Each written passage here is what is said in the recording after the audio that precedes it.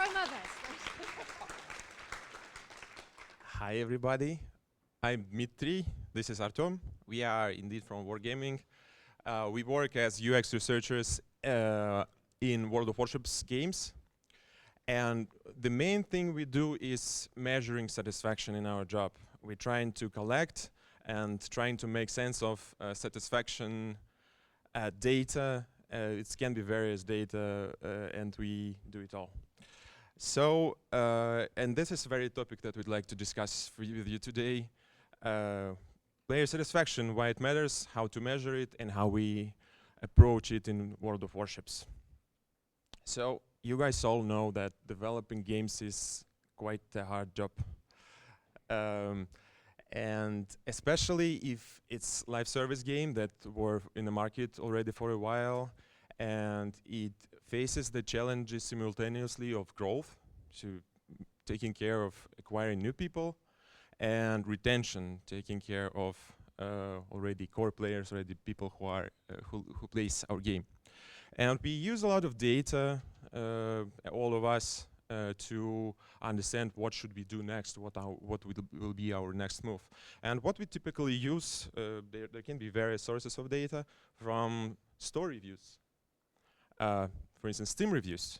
But this is, of course, valuable. We all like that, but it usually gets hard to distinguish what our players feel about specific feature in our game, not about the game update, not about the game overall, but the specific thing that is in our focus of research.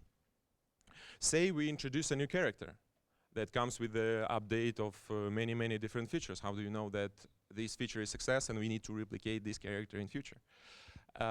Yeah, and of course, again, this is valuable but limited. Then there's social media sentiment like Reddit. We all developers hate it usually. Yeah, it's also valuable, but that's where the loudest voices are, right? And we not always do our features for the core players. Sometimes we need to get feedback from new players, and it's actually hard to do in data sources like that. So it's good, but again, limited. And of course, sorry about that, we use telemetry data, how our players grow, how new players come in our game, how players leave our game.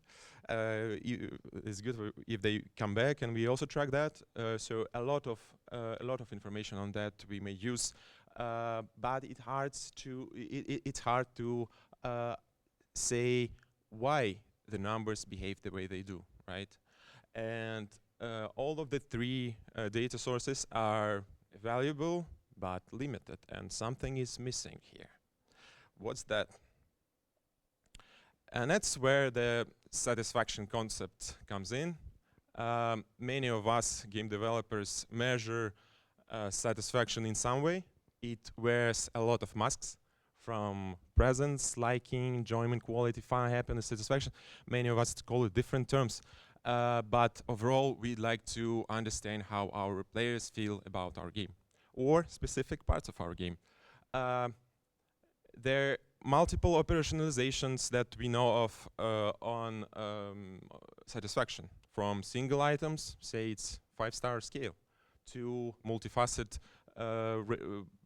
scales that smart people validated in universities, like GQ, GUXS, attractive, and stuff like that. And this term, how people feel about, can be attributed to different levels of our game, from the game overall, what do you feel about our game, to game update, that is, sorry about, I don't know what's going on with the slides. You don't see it like I don't. All right. To game updates, specific aspects of our game, for instance, onboarding or matchmaking, and specific features or events. Yeah, and that was a bit of theory. Let me ground it to our specific examples. Thank you a lot, Camila, for making the crash course to World of Warships for us. But I will repeat and highlight the most important thing that are needed for this talk. Yeah, we are World of Warships. We are a slow vehicle shooter where ships can shoot each other. We provide a variety of gameplay experience from destroyers who are stealthy, fast, and also not that tanky, to battleships who are more hard-hitting and also tanky, with cruisers in the middle, aircraft carriers, and submarines. And the main feature of the core gameplay that players develop their fleet. So there's a major thing of progression inside of our game. And what is unique about our game is that we constantly ship new updates on a monthly basis. And they may come with some gameplay features. They may come with quality of life improvements, with updates, with events that can be both historic and some thematic. And for us, it's crucial to understand what players feel and analyze this data in a way to decide what should we do next. I will give you a couple of examples. Say we introduced a new line of ships, and people on Reddit discuss, this line of ships is OP, or say it's underwhelming, I can't play on them. But how do we know what actually players feel? Maybe there's a cohort of players, and maybe we intended that, that like that ship, and those are not the people who write comments on Reddit. Or we may want to select between historical event that is more congruent to main topic of our game and some, say, anime related event. Actually, maybe that's a surprise for some of you. Our players actually love that kind of stuff in our game. And how do we choose that? How do we know which will be more successful, which will help us to sell more stuff? Yeah, and that are actual stuff that we are considering. And we over time developed what we now call facets of satisfaction, just to sound cool, with 4 components. First is early impression, and the earliest where players can give us their impression is public test. And we collect short data on main features that come with the update. Then there's immediate enjoyment, very short, very simple question, how do you like the battle you just played? This is showed to random players, and we collect a lot of data related to that. Then there's in-depth feedback with post-release update surveys when players had a chance to actually interact with the features for, say, 3 weeks already. And long-term satisfaction with a structured multi-aspect survey. We, in this presentation, will cover first 3 facets. And we'll happily share with you some of our specific insights, specific examples, and specific decisions that we made based on that data.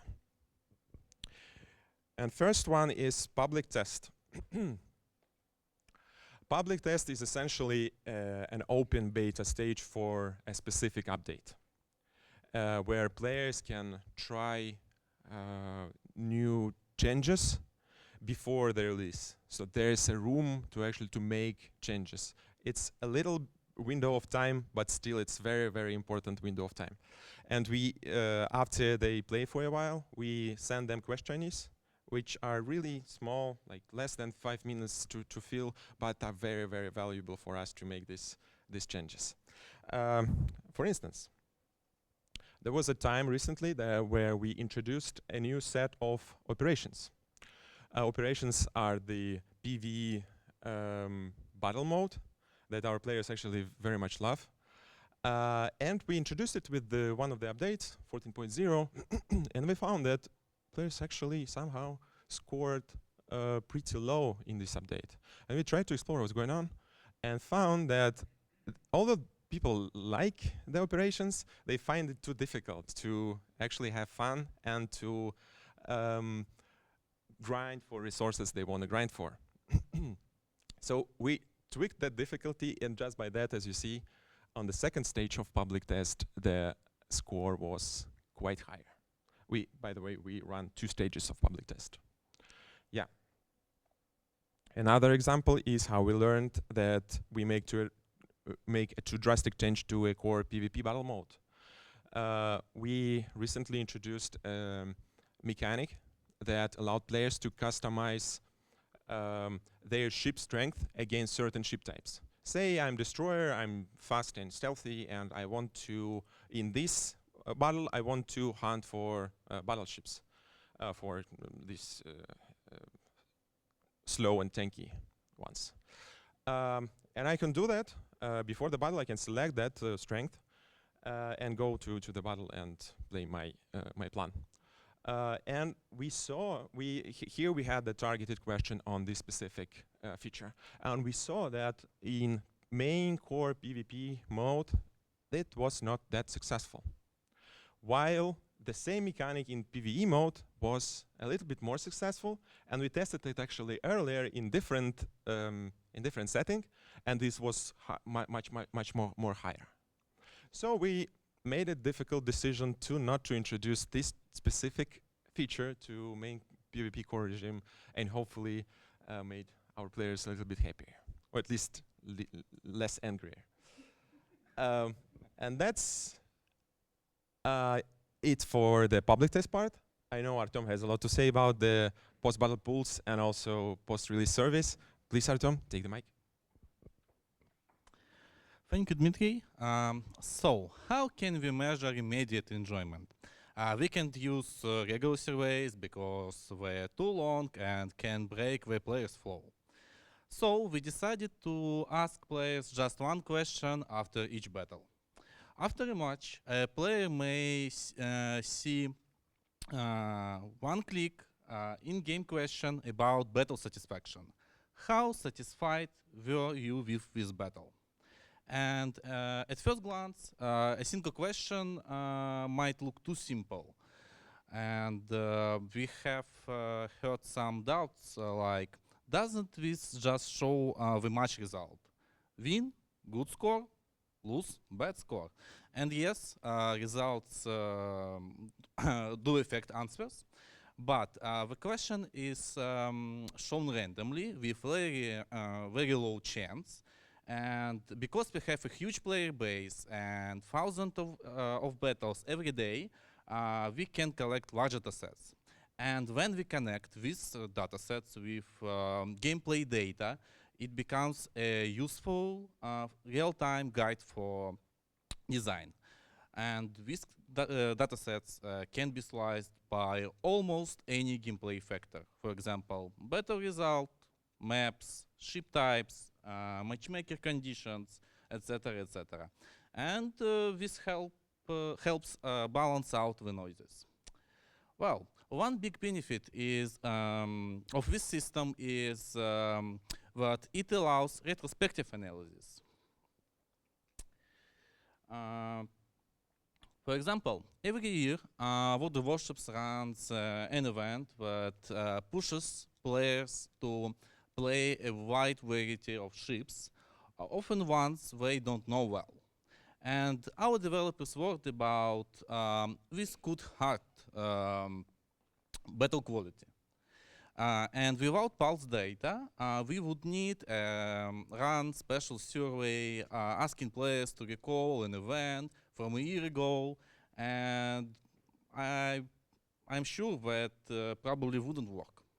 But with years of pulse data, together with our business intelligence team, we could simply check satisfaction trends during quiz events. And we saw that satisfaction dropped only during first several days of event. Of course, we can use post-battle pulse for current problem. For example, we saw some occasional complaints.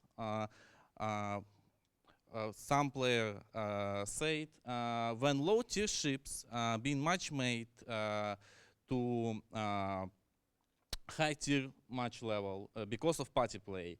Some players said battles felt less enjoyable. Uh, and we called this the trinket problem. But it was hard to understand. It is isolated feedback or something bigger. And using satisfaction data, we compared 4 scenarios. You can see these scenarios on the slide. And the results was clear. The worst case is when your team has trinkets and the other teams doesn't. So post-battle push data allow us to separate isolated feedback from something bigger. Post-battle pulse have some limits because, for example, a low score tells us that something's wrong, but don't tell why. And sorry. And what's where post-release survey comes in, which I will cover next. Well, post-release surveys. Sometimes after launching a successful feature, we can't easily answer the key questions like what exactly worked, what didn't, and how do we make it better next time. That's why at the end of every update, we send players a survey. And we ask how they satisfied with the main features. For example, new game modes, new ships, gameplay changes, and more. Unlike post-battle pulses, which focus on match level experience, post-release surveys focus on feature-specific feedback.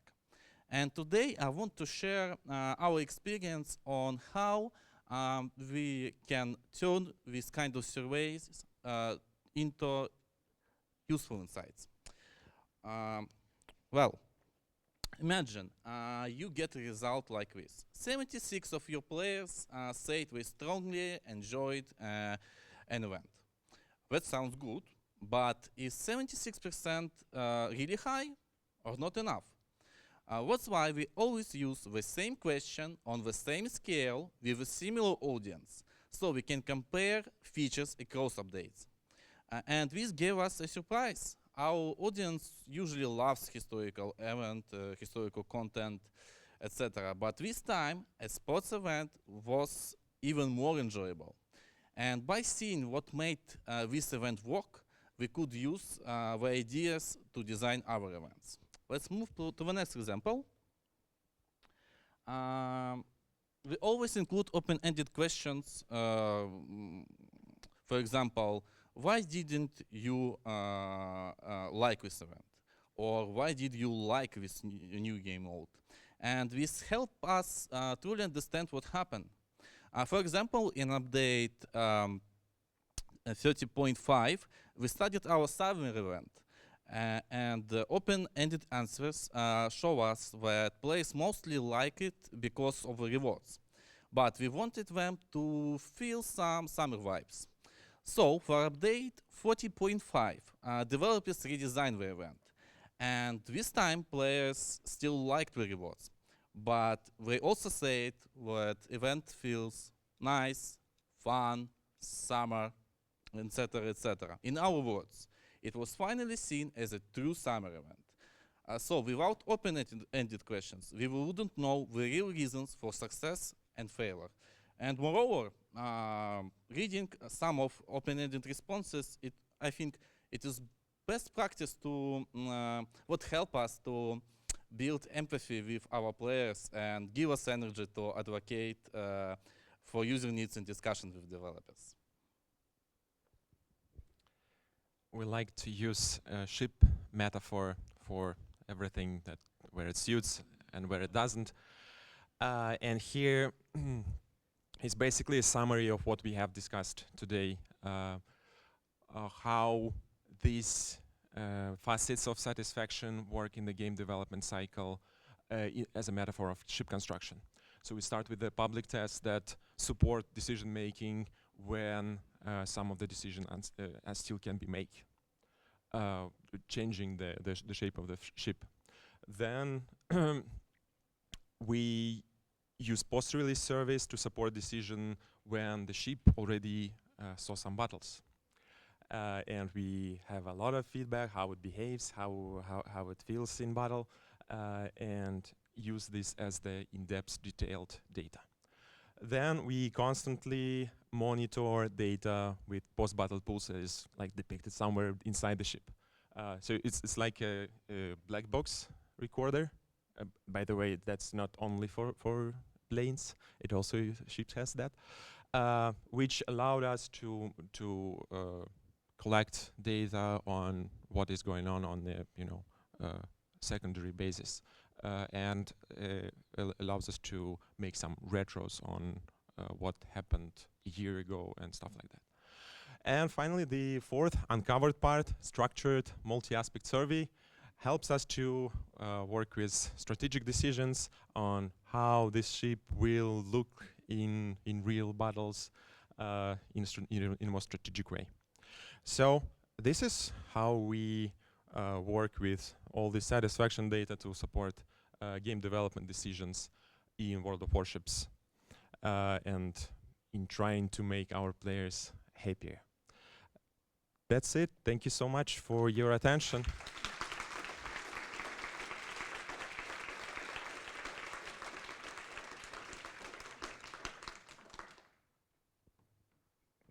Awesome. Thank you so much. We have a few questions and time to answer them, so that's awesome.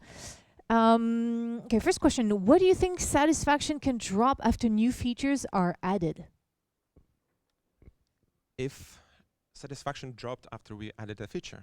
Yeah. Why do you think satisfaction? That happens all the time. Well, why?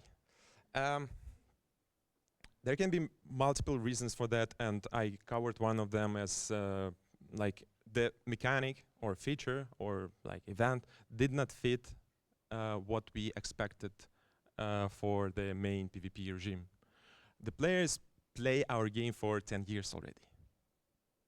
They have their habits, and our game have strong pillars of what players like about that, and we may sometimes kind of lose these pillars and make different decisions that work against that pillar. So that happens not very often, but still it may happen, and we observe this in data and try to act as more beforehand as possible.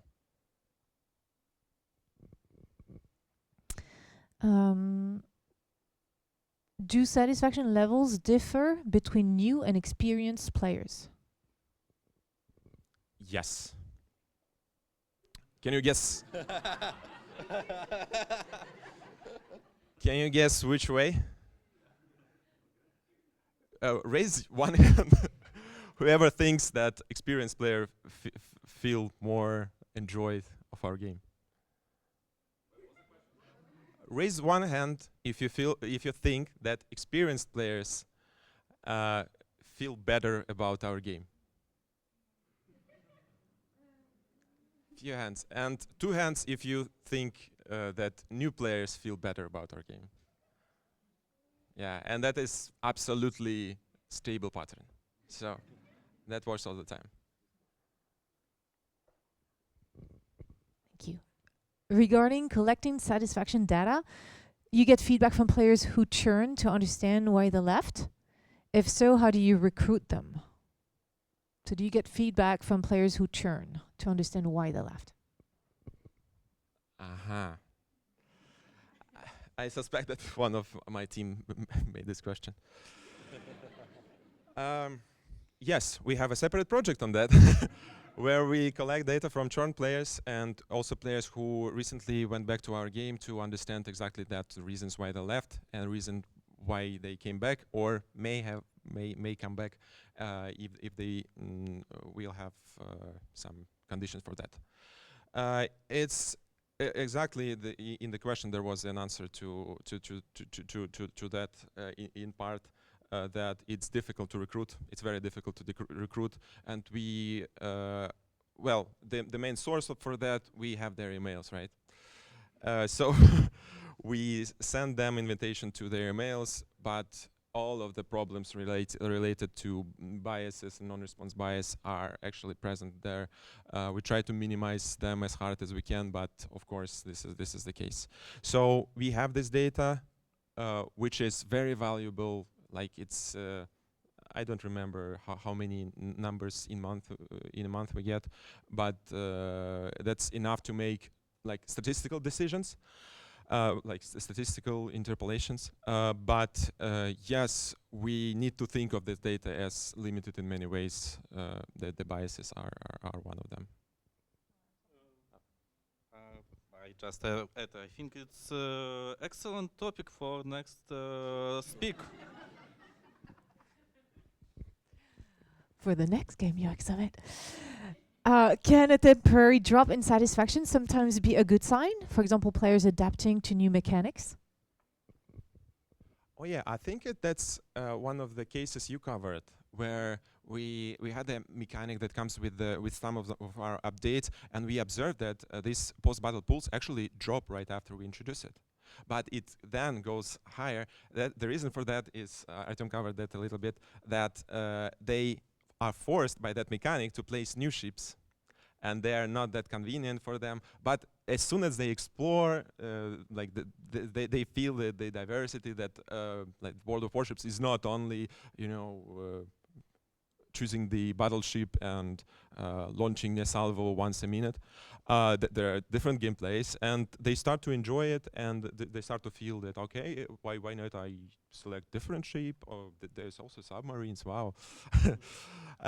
Yeah, so that's one example that I can think of, but maybe they are different, and the satisfaction reaction to what we did to the game is not that linear. There are some like stages the sentiment can, you know, go through before coming to us.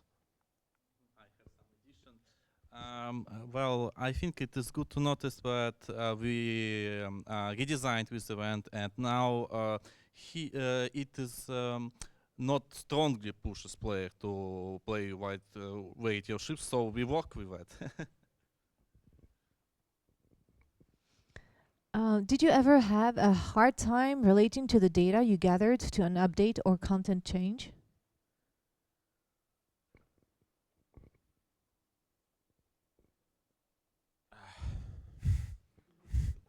Yeah. It's always difficult. I mean, like, we need to understand that this data, of course, it gives us a lot of information, but we need to think that sometimes there can be different explanation for what is shown by these pretty graphs. So sometimes we can think that, okay, this event, for instance, was very successful. But then when we try to understand why, there can be multiple reasons for that. There can be situation where just different audience came, and that is like another people answered that. And we need to, you know, take all these factors into account before interpreting this such freely. So, very good question. I don't think I have like a very good answer for that, but yes. Fair enough. Thank you so much.